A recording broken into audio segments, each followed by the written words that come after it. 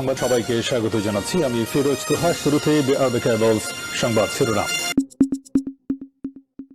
2025 সালের মধ্যেই নির্বাচন চায় বিএনপির সমমন্বনা দল ও জোট, থাকছে বিস্তারিত প্রতিবেদন।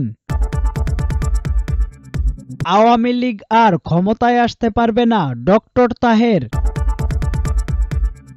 জনশক্তি নামে কোনো রাজনৈতিক দল গঠনের সিদ্ধান্ত হয়নি। ভারতের নিকৃষ্ট পণ্য আওয়ামী লীগ, যা বলছেন গয়েশ্বর। এবং সর্বশেষ জানিয়ে দেব, সংখ্যানুপাতিক হারে জাতীয় নির্বাচনের চিন্তা, বিএনপি কোন পথে। 2025 সালের মধ্যেই নির্বাচন চায় বিএনপির সমমন্বনা দল ও জোট, থাকছে বিস্তারিত প্রতিবেদন। আগামী 2025 সালের মধ্যে জাতীয় সংসদ নির্বাচন চায় বিএনপির সমমন্বনা দল ও জোট। নির্বাচন সংক্রান্ত এই ইস্যুতে তারা অন্তর্বর্তীকালীন সরকারকে এর বেশি সময় দেওয়ার পক্ষে নয়। এই ইস্যুতে নিজ নিজ জায়গা থেকে লিফলেট বিতরণ ও মিছিল সহ কর্মসূচি পালন করবে তারা। পাশাপাশি বিএনপির সঙ্গে জোটবদ্ধ হয়েই জাতীয় সংসদ নির্বাচনে অংশগ্রহণের বিষয়ে সিদ্ধান্তের কথা জানিয়েছেন সমমন্বনা দল ও জোটের নেতারা। শনিবার রাজধানীর গুলশানে দলের চেয়ারপারসনের রাজনৈতিক কার্যালয়ে বিএনপির লিয়াজো কমিটির সঙ্গে সমমন্বনা দল ও জোটের বৈঠকে এসব বিষয়ে আলোচনা হয়। দেশের রাজনৈতিক অর্থনৈতিক বর্তমান অবস্থা পর্যালোচনা করে পরবর্তী করণীয় কি ঠিক করতে এই বৈঠক অনুষ্ঠিত হয়। তারই অংশ হিসাবে শনিবার বিকালে 12 দলীয় জোট, জাতীয়তাবাদী সমমন্বনা জোট এবং লেবার পার্টির সঙ্গে বৈঠক হয়। বিএনপির পক্ষে বৈঠকে দলের মহাসচিব মির্জা ফখরুল ইসলাম আলমগীর, স্থায়ী কমিটির সদস্য নজরুল ইসলাম খান, বেগম সেলিমা রহমান, ভাইস চেয়ারম্যান আব্দুল আওয়াল মিন্টু উপস্থিত ছিলেন। বৈঠকে ফ্যাসিস্ট হাসিনা সরকার পতনের এক দফা দাবিতে অংশ নেওয়া সমমন্বনা দল ও জোটের নেতারা বিএনপির সঙ্গেই জোটবদ্ধভাবে থাকার কথা জানান। বলেন, ভবিষ্যতেও বিএনপির সঙ্গেই তারা থাকবেন, বিএনপির নেতৃত্বেই নির্বাচনে অংশগ্রহণ করবেন।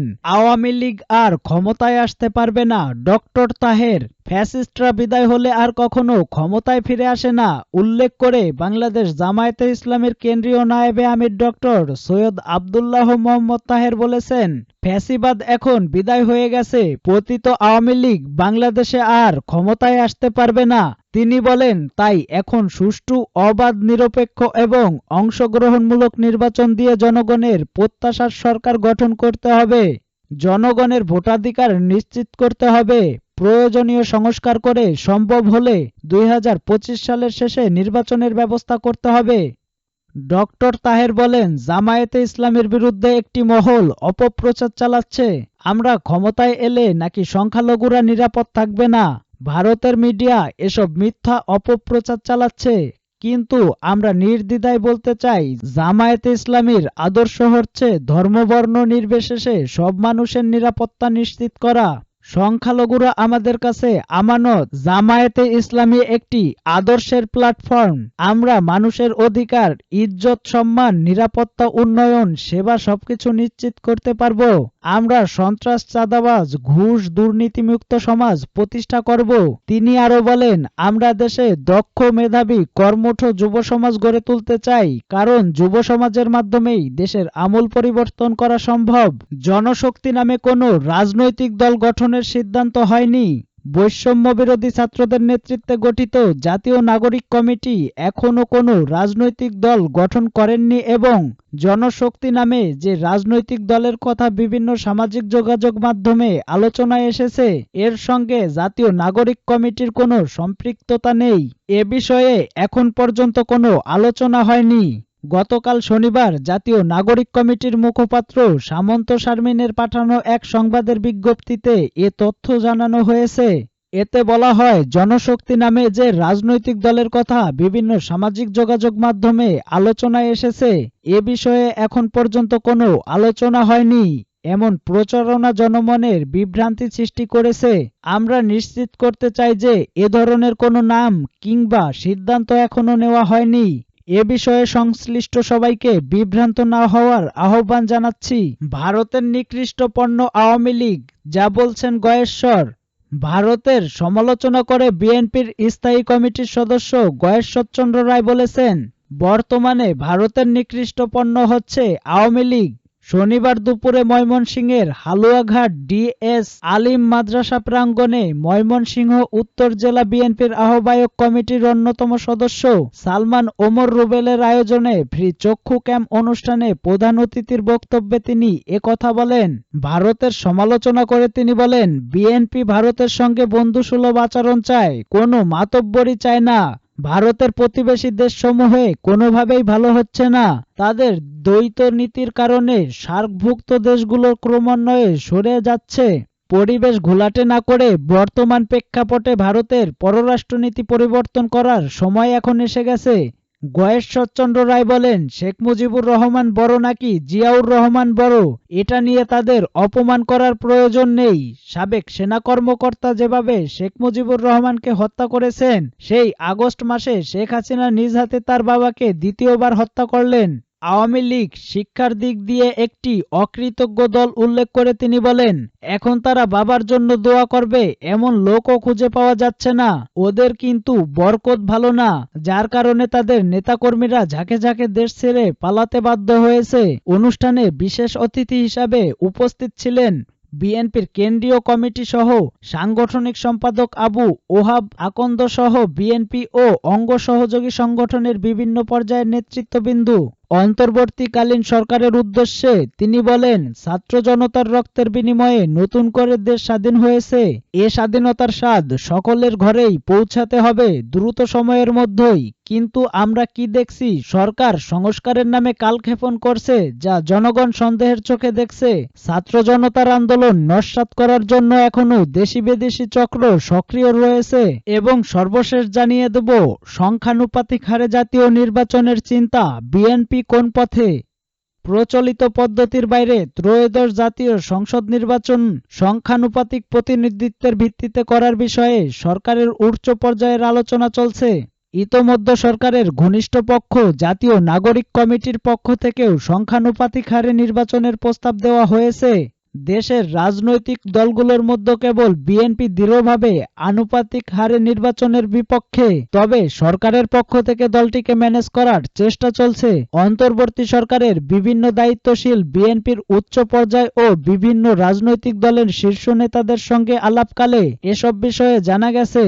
গত কয়েকদিনে সংশ্লিষ্টদের সঙ্গে আলাপকালে বেরিয়ে এসেছে, আনুপাতিক হারে নির্বাচন পদ্ধতি বাস্তবায়নের পেছনে কয়েকটি কারণ কাজ করছে। এর মধ্যে অন্যতম ডক্টর ইউনূস সরকারের দৃশ্যমান পরিবর্তনের সবচেয়ে বড় পর্বটি হচ্ছে আসন্ন জাতীয় সংসদ নির্বাচন। ইতোমধ্যে আগামী 25 সালের শেষে ও 26 সালের শুরুর দিকে নির্বাচনের ইঙ্গিত তিনি নিজেই দিয়েছেন। সম্ভাব্য এই নির্বাচন অংশগ্রহণমূলক, স্বচ্ছ ও অধিকতর গ্রহণযোগ্য করে তোলার লক্ষ্যে বর্তমান সরকারের সঙ্গে যুক্ত ঘনিষ্ঠ প্রায় সবগুলো পক্ষ আনুপাতিক হারে নির্বাচনের অবস্থান নিয়েছে। বিশেষ করে বিগত আওয়ামী লীগ সরকারের মতো আবারও কোনো দল একচ্ছত্র প্রভাব বিস্তারকারী হবে, এই আশঙ্কাকে সামনে রেখে কয়েকটি প্রক্রিয়া শুরু হয়েছে। রাজনৈতিকদের সঙ্গে আলাপকালে জানা গেছে, দেশের আনুপাতিক হারে নির্বাচনের জন্য বাম ধারার দলগুলো দীর্ঘদিন ধরে সোচ্চার। জাতীয় নাগরিক কমিটির পক্ষ থেকে আনুপাতিক হারে নির্বাচনের পক্ষে মত দিয়ে জানিয়েছেন, সংবিধান সংস্কার কমিটিতে প্রস্তাব জমা দেওয়া হয়েছে। ইতোমধ্যে আগামী নির্বাচন আনুপাতিক হারে করার জন্য পিসিবি, বাসদ, জামায়াত ইসলামী আন্দোলন, গণ অধিকার পরিষদের নেতারা প্রকাশ্যেই কথা বলেছেন। নাগরিক সমাজের পক্ষ থেকেও ভারসাম্যমূলক স্মরণরীতি স্থায়ী করার জন্য আনুপাতিক হারে নির্বাচনের পক্ষে মত দেওয়া হয়েছে বিভিন্ন সময়। জাতীয় নাগরিক কমিটির আহ্বায়ক নাসির উদ্দিন পাটোয়ারি শুক্রবার সন্ধ্যায় বাংলা ট্রিবিউনকে বলেন, আমরা ইতোমধ্যে প্রস্তাব দিয়েছি, নির্বাচন কমিশন রয়েছে, তারা পদ্ধতি নিয়ে নিশ্চয়ই আলোচনা করবেন। কমিশন কি বলে আমরা তার পক্ষে আছি। 2022 সালের যে আইন, সে আইনে সুষ্ঠু নির্বাচন হওয়া অসম্ভব। যদিও এই বিষয়ে বিএনপি ও দলটির সঙ্গে যুগপথে যুক্ত বা সমমনা দলগুলোর ভাষ্য, জাতীয় নির্বাচন প্রচলিত পদ্ধতিতেই হোক, প্রয়োজনে দ্বিকক্ষ নির্বাচনের ভোটে আনুপাতিক হার বিবেচনায় নেওয়া যেতে পারে। আনুপাতিক হারে নির্বাচন হলে সংসদে আওয়ামী লীগের অবস্থান শক্তিশালী হবে। পাশাপাশি বিএনপিকে দুর্বল করার জন্য এই প্রক্রিয়াটিকে সামনে আনা হয়েছে। বিএনপির স্থায়ী কমিটির একজন সদস্য একথা বলেন। শনিবার আলাপকালে তিনি আরও বলেন, প্রয়োজনে সংসদের ভোটের আনুপাতিক হার বিবেচনা করে সংসদের উচ্চ কক্ষ মনোনীত হতে পারে। Bangladesh Jatiya party BJP chairman Andaleeb Rahman Partha মনে করেন, দেশে আনুপাতিক হারে নির্বাচনের জন্য প্রস্তুত না। এ বিষয়ক সিদ্ধান্ত গ্রহণে রাজনৈতিক নির্বাচিত সরকার দরকার। গত 15 ডিসেম্বর বাংলা ট্রিবিউনের সঙ্গে আলাপকালে আন্দোলিব রহমান পার্থ বলেন, আমরা বর্তমান অবস্থাতেই থাকতে চাই। এটা করতে গেলে সিস্টেম পরিবর্তন করতে হবে। এলাকা ভিত্তিক এমপি থাকবে না। এলাকার উন্নয়নের প্রশ্ন এর সঙ্গে জড়িত। সিস্টেম খারাপ না, কিন্তু এটা ম্যাজিক ওয়ার্ক যা নির্বাচিত সরকার করতে পারবে। 12 দলীয় জোটের মুখপাত্র শাহাদত হোসেন সেলিমের ভাষ্য, দুনিয়ার নানান দেশের আনুপাতিক হারে নির্বাচন আছে। সেসব দেশে শক্তিশালী গণতান্ত্রিক ব্যবস্থা প্রচলিত আছে। ওইসব দেশের শিক্ষার হারও অনেক বেশি। বাংলাদেশে এ পদ্ধতি নিয়ে কোনো পরীক্ষা নিরীক্ষার প্রয়োজন নেই।